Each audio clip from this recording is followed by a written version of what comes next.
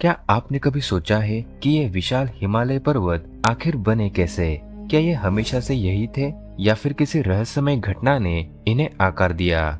आज के ये ऊंचे ऊंचे हिमालय केवल प्रकृति की खूबसूरती नहीं है, बल्कि अनगिनत रहस्यमय घटनाओं के गवाह भी है। लेकिन असली रहस्य तो अब भी जारी है। दुनिया की सबसे ऊंची पर्वत श्रृंखला हिमालय हर साल बदल रही है। ये पहाड़ स्थिर नहीं है, बल्कि धीरे धीरे ऊंचे होते जा रहे हैं। लेकिन ऐसा क्यों हो रहा है? आखिर कौन सी ऐसी घटना है जो इन पहाड़ों को बदल रही है? और सबसे बड़ा सवाल, भविष्य में इस हिमालय पर्वत का क्या होगा?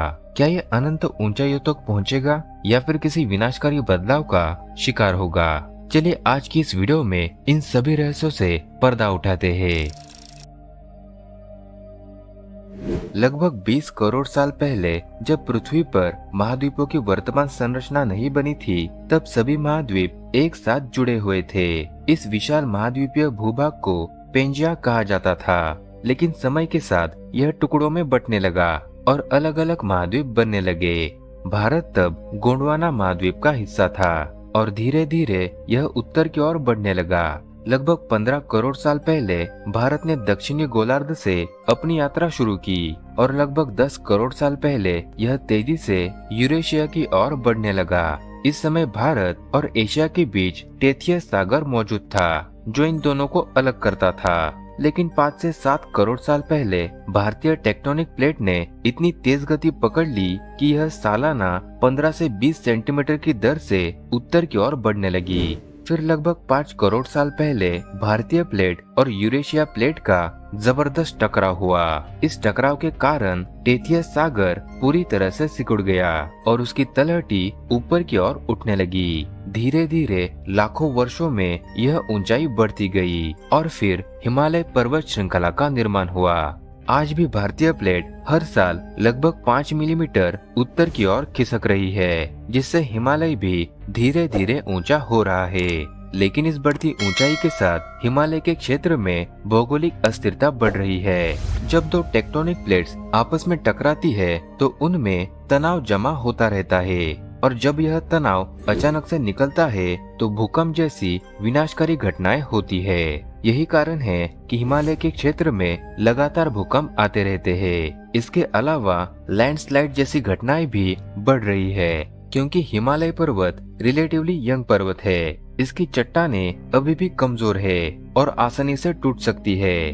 बारिश और ग्लेशियर के पिघलने से कई जगहों पर पहाड़ के दरकने और मिट्टी खिसकने की घटनाएं होती रहती है। सबसे चिंताजनक बात यह है कि ग्लोबल वार्मिंग के कारण हिमालय के ग्लेशियर्स तेजी से पिघल रहे हैं। इससे नदियों का जलस्तर बढ़ रहा है, जिससे बाढ़ जैसी प्राकृतिक आपदाओं का खतरा भी बढ़ रहा है। हिमालय जितना विशाल और शक्तिशाली दिखता है, उतना ही यह भूगर्भीय ताकतों के अधीन भी है। वैज्ञानिकों के अनुसार भले ही हिमालय पर्वत हर साल ऊंचा हो रहा है, लेकिन भू अपक्षय की प्रक्रिया यानी इरोजन की प्रक्रिया इसे धीरे धीरे कमजोर कर सकती है। लाखों वर्षों में यह पर्वत श्रृंखला पूरी तरह से गायब हो सकती है या इसका स्वरूप पूरी तरह से बदल सकता है। वैज्ञानिकों का मानना है कि हिमालय पर्वत का क्षय लाखों वर्षों तक चलता रहेगा, लेकिन यह पूरी तरह से खत्म नहीं होगा। यह इस बात पर निर्भर करता है कि भारत और यूरेशियन प्लेटों की टक्कर कब तक जारी रहती है।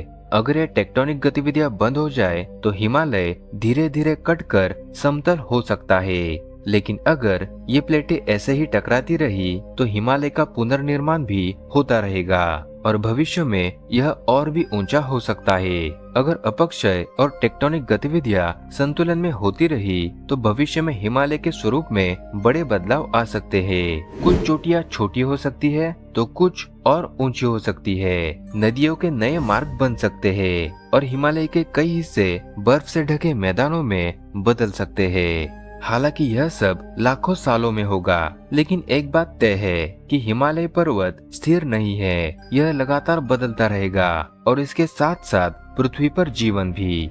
अब जरा सोचिए, अगर करोड़ों साल पहले भारतीय टेक्टोनिक प्लेट यूरेशियन प्लेट से नहीं टकराती और हिमालय पर्वत का निर्माण नहीं होता तो आज की दुनिया कैसी होती? खासकर भारत पर इसका असर क्या पड़ता? जवाब काफी हैरान करने वाला है। हिमालय पर्वत एक प्राकृतिक दीवार की तरह काम करता है, जो उत्तर से आने वाली ठंडी हवाओं को रोकता है। अगर हिमालय न होता तो साइबेरिया और मध्य एशिया की बर्फीली हवाएं भारत में बिना रोक टोक आ सकती थी। ऐसे में भारत का मौसम बेहद ठंडा और सूखा हो सकता था। इतना ही नहीं, मानसूनी हवाएं बिना किसी रुकावट के उत्तर की ओर चली जाती, जिससे भारत में होने वाली भारी बारिश कभी नहीं होती। नतीजा, भारत आज एक विशाल रेगिस्तान की तरह हो सकता था, ठीक वैसे ही जैसे मध्य एशिया और मंगोलिया। हिमालय की ऊंचाइयों से पिघलने वाले ग्लेशियर्स ही गंगा, ब्रह्मपुत्र और सिंधु जैसी नदियों को जीवन देते हैं। अगर हिमालय न होता तो ये नदियाँ या तो बहुत छोटी होती या शायद बिल्कुल भी न होती, और बिना इन नदियों के भारत का बड़ा हिस्सा बंजर भूमि में बदल सकता था।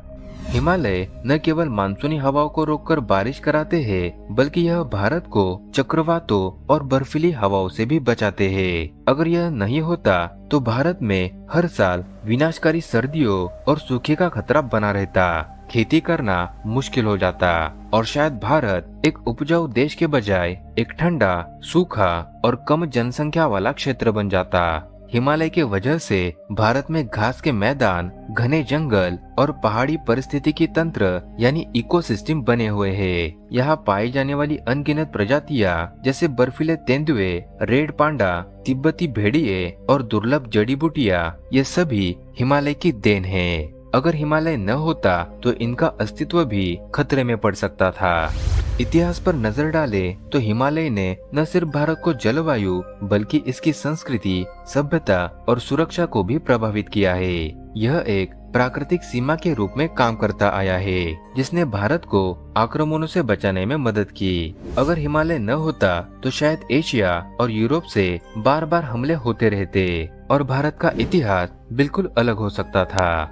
हिमालय सिर्फ एक पर्वत नहीं, बल्कि भारत की पर्यावरणीय संस्कृति और भौगोलिक पहचान का एक महत्वपूर्ण आधार भी है। अगर यह न होता तो शायद भारत की धरती इतनी उपजाऊ नहीं होती। इसलिए हिमालय को सिर्फ एक ऊंचा पर्वत समझना गलत होगा। तो आज की वीडियो में बस इतना ही। अगर आपको यह वीडियो पसंद आई हो और कुछ नया जानने को मिला हो तो वीडियो को लाइक जरूर करें। और अगर आपके मन में कोई सवाल या आप इस विषय पर अपनी राय देना चाहते हैं तो नीचे कमेंट में जरूर बताएं। और हाँ, अगर आपने अभी तक चैनल को सब्सक्राइब नहीं किया तो जल्दी से सब्सक्राइब कर लीजिए, ताकि आपको ऐसी ही रोमांचक और इंफॉर्मेटिव वीडियो मिलती रहे। तो मिलते हैं अगली वीडियो में एक और अनोखे और रहस्यमय विषय के साथ।